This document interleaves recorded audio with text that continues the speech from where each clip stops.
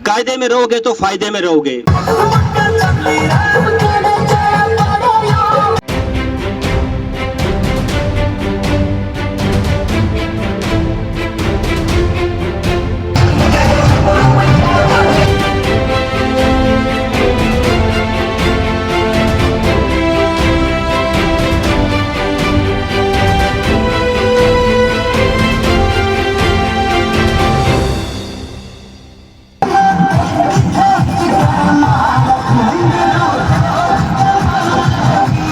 पुंडरी की जो 45वीं athletic meet में मुख्य अतिथि के रूप में मुझे आमंत्रित किया है, उसके लिए मैं आप सबका आभार व्यक्त करता हूं और अपनी तरफ से भविष्य में सहयोग देने का वादा करता हूं।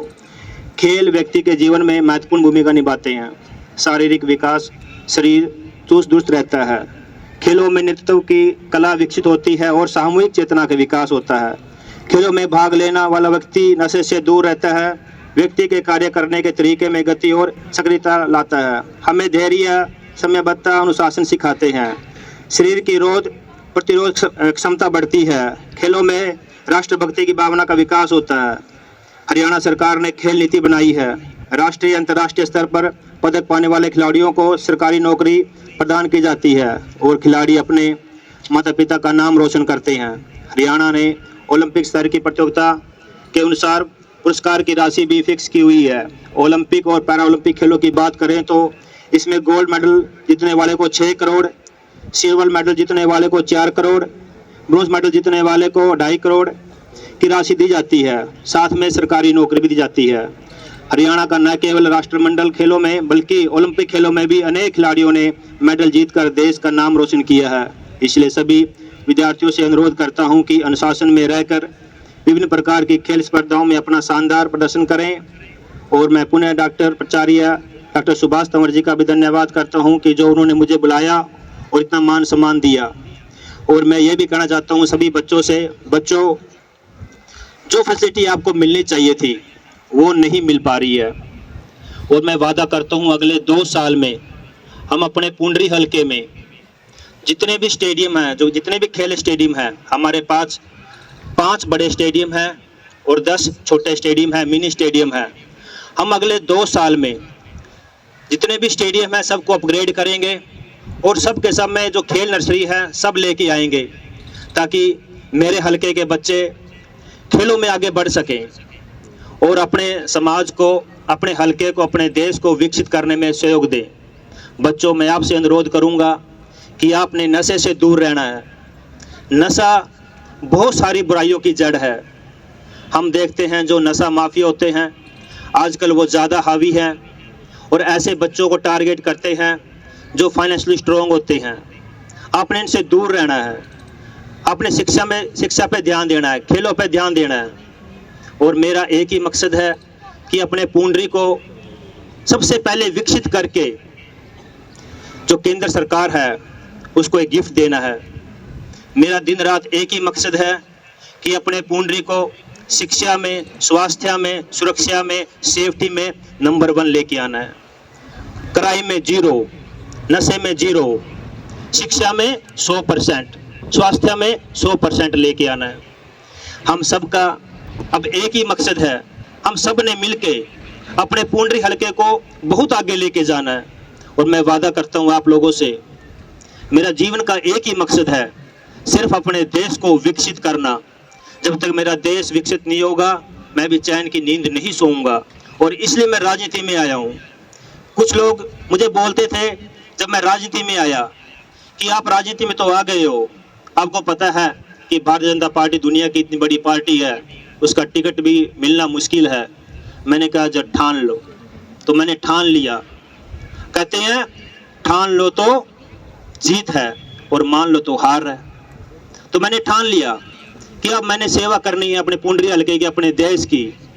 और रिजल्ट आप लोगों के सामने है, टिकट भी मिला और जीत भी मिली।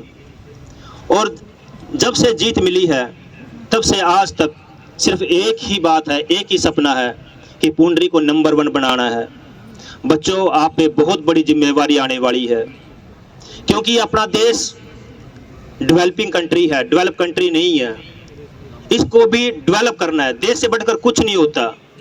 देश है तो सब कुछ है, और इसको हम कैसे कर सकते हैं?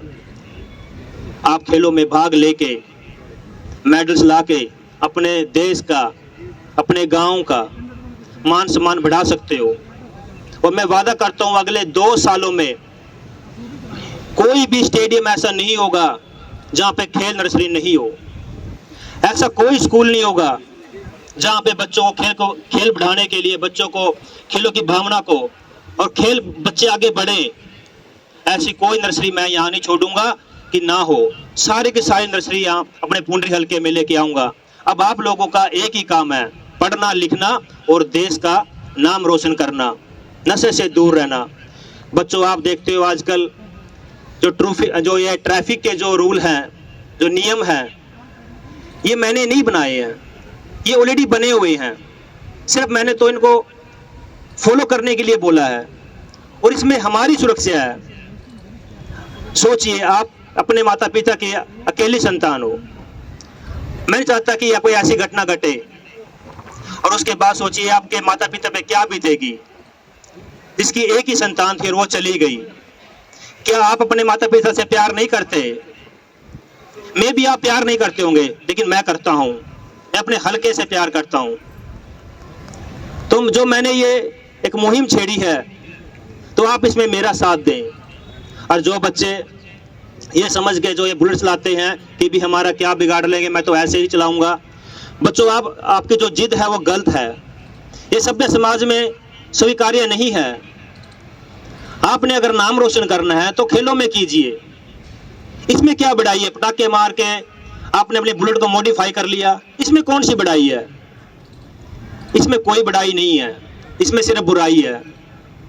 तो मैं उनसे रिक्वेस्ट करूंगा, जो बच्चे मैं देखता हूं आजकल रात को 11-12 बजे मेरे गांव जांबा में भी पटाखे छोड़ते हैं, शायद वो ये दिखाना चाहते हैं देखो हम नहीं बंद हुए हैं। बेटा ये जिद गलत है, अच्छी बात नहीं है। मैं नहीं चाहता कि मैं कुछ ऐसा करूं जो आपको भी गलत लगे, आपके पेरेंट्स को भी लगे कि ये तो कुछ ज़्यादा ही हो गया। लेकिन अगर आप कायदे में रहोगे तो फायदे में रहोगे। जो कानून से बाहर जाएगा उसको सबक जरूर मिलेगा।